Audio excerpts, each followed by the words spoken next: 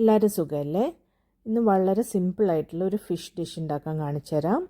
അധികം സ്പൈസസും ഫ്ലേവേഴ്സും ഒന്നും ഇല്ലാണ്ട് പെട്ടെന്ന് ചെയ്തെടുക്കാൻ പറ്റുന്ന, ബേക്ക് ചെയ്തെടുക്കുന്ന ഒരു ഡിഷാണ് ഇത്. നമുക്ക് റൈസിൻ്റെ കൂടെ മാഷ് പൊട്ടാറ്റോൻ്റെ കൂടെയൊക്കെ കഴിക്കാം.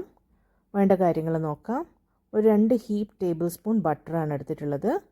പിന്നെ റോസ്മറി ലീവ്സ് ഫ്രഷ് ആയിട്ടുള്ളത്. റോസ്മറി അറിയാത്തവർക്ക് ഇങ്ങനെ ഉണ്ടാവുക കാണാൻ, കുറച്ച് നീഡിൽ പോലത്തെ ഒരു ലീവ്സും ഒരു പേർപ്പിൾ ഫ്ലവറും ഉണ്ടാവും.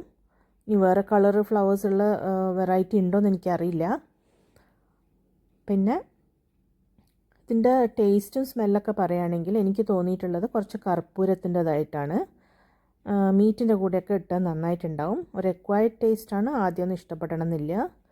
പിന്നെ ഒരു 4-5 ഗാർലിക് ഹോളായിട്ട് വേണം. പിന്നെ ബട്ടറിനൊന്ന് മെൽറ്റ് ചെയ്തിട്ട് അതിലേക്ക് നമുക്ക് ഗാർലിക് പൗഡർ ആഡ് ചെയ്യാം. ഈ ബട്ടറിൻ്റെ അകത്ത് മെൽറ്റ് ചെയ്യുമ്പോൾ തന്നെ ഞാനൊരു നുള്ള് മഞ്ഞൾപ്പൊടി ഇട്ടിട്ടുണ്ട്. അതൊരു കളറിന് വേണ്ടിയിട്ടാണ്. ഗാർലിക് പൗഡർ ഇല്ലാത്തവർ ഗാർലിക് പൊടിയായി അരിഞ്ഞിട്ടോ അല്ലെ ചതുക്കി പേസ്റ്റ് പോലെ ആക്കിയിട്ടോ ഇതിലേക്ക് ആഡ് ചെയ്യാം. ഇനി റോസ്മറി ഇടാം. എന്നിട്ട് നമുക്കത് നല്ലോണം മിക്സ് ചെയ്തെടുക്കാം. ഈ ബട്ടറിന് പകരം നമുക്ക് വെജിറ്റബിൾ ഫാറ്റ് ഉണ്ടാവില്ലേ, മാജറീനൊക്കെ പോലത്തെ, അതും ചെയ്യാം.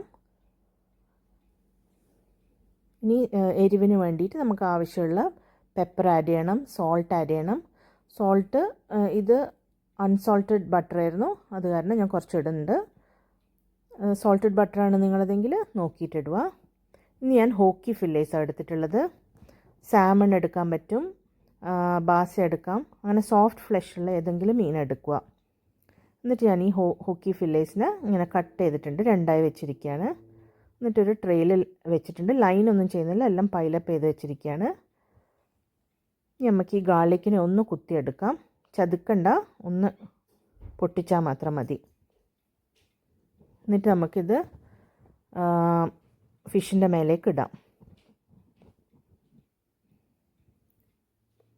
ഇത് ബേക്ക് ചെയ്യുമ്പം വല്ലാണ്ട് ഡ്രൈ ആവാണ്ട് നോക്കണം. ഇതിലേക്ക് നമുക്ക് ആ ബട്ടർ ഒഴിച്ചു കൊടുക്കാം. ഇത്ര ബട്ടർ മാത്രം മതിയോ വിചാരിക്കും, പക്ഷേ ഈ ഫിഷിൻ്റെ അകത്തുനിന്ന് വെള്ളം വരും, അപ്പോൾ അത് നല്ല ജ്യൂസി ആയിട്ട് കിട്ടും.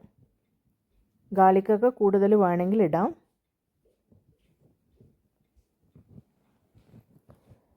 നമുക്ക് ഇത് ചെയ്യുമ്പം നമുക്ക് അവൻ ഒരു 120 ഡിഗ്രി സെൽഷ്യസിൽ പ്രീ ഹീറ്റ് ചെയ്ത് വെക്കണം. ഒരു 10 മിനിറ്റ് ഹീറ്റ് ചെയ്യുമ്പം നല്ല ചൂടായിട്ടുണ്ടാവും. അപ്പം അധിക നേരമൊന്നും ഫിഷ് വേവിക്കേണ്ട കാര്യമില്ല. എന്നിട്ടൊരു അലുമിനിയം ഫോയിലിൽ കവർ ചെയ്തിട്ട് വെക്കുക. കൂടെ കഴിക്കാൻ ബ്രസൽസ് സ്പ്രൗട്ട്സ് വെച്ചതാണ്.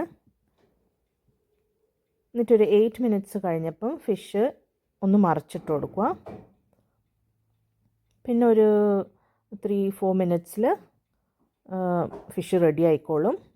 ഇതൊക്കെ നമ്മൾ ഫിഷിൻ്റെ ഏത് ഫിഷാണ് എടുക്കുന്നതെന്നനുസരിച്ചിട്ടാണ് ഈ കുക്കിംഗ് ടൈം ചെയ്യേണ്ടത്. സാമണൊക്കെ ആണെങ്കിൽ വേറെ വേവായിരിക്കും, ബാസ ഇതിനെക്കാട്ടിലും വേഗമാവും. അപ്പോൾ നോക്കി ചെയ്യാം. ഇതാ ഒരു 10 മിനിറ്റ് 12 മിനിറ്റൊക്കെ ആകുമ്പോഴത്തേക്ക് റെഡി ആയിട്ടുണ്ട്. കണ്ടില്ലേ, ജ്യൂസൊക്കെ ഇറങ്ങി നല്ല ടെൻഡറായിട്ടുണ്ട്.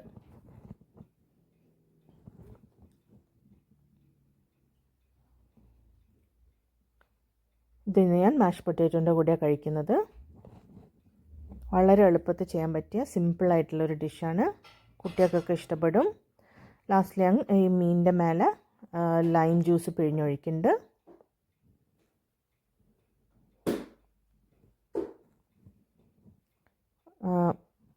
ഫില്ലേ മേടിക്കാൻ കിട്ടുന്നവർ ഒന്ന് ട്രൈ ചെയ്ത് നോക്ക്.